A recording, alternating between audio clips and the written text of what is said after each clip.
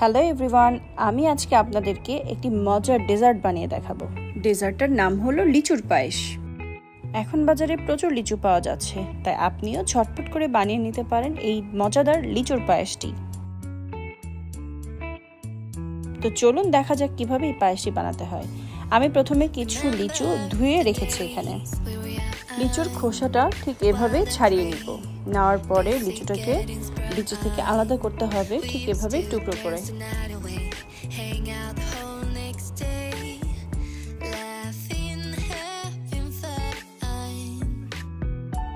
এবার আমি চুলাতে একটি প্যান বসিয়ে দিলাম আর এখানে 1.5 লিটারের মতো দুধ দিয়ে দিলাম। এই দুধে আমি এখন 2-3টা এলাচ আর তেজপাতা দিয়ে দিলাম। দুধটা যখন এভাবে বলক আসবে তখন আমি 1/2 কাপ চালের গুঁড়াটা এই দুধের মধ্যে দিব আস্তে আস্তে আর নাড়তে থাকবো।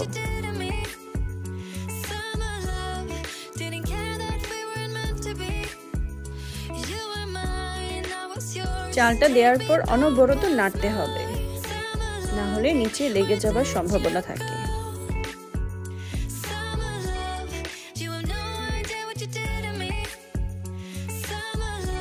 এই পর্যায়ে আমি খুবই সামান্য একটু ঘি দিয়ে দিলাম। ঘি দিয়ে দুধটাকে একটু নাড়তে হবে।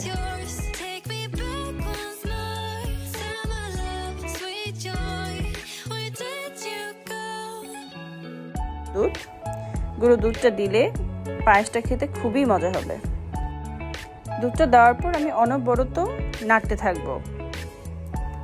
এই পর্যায়ে আমি দিয়ে দিব 2 কাপ চিনি। চিনিটা আপনারা আপনাদের স্বাদ মতো নিতে পারেন। যদি চিনি আরো বেশি খান তাহলে আর একটু বেশি দিয়ে নেবেন, যদি একটু কম খান তাহলে আর একটু কম চিনি দিয়ে নিতে পারেন। এখন আমি পায়েসটাতে কিছু বাদাম কুচি দিয়ে দিব আর চুলাটা বন্ধ করে দিব।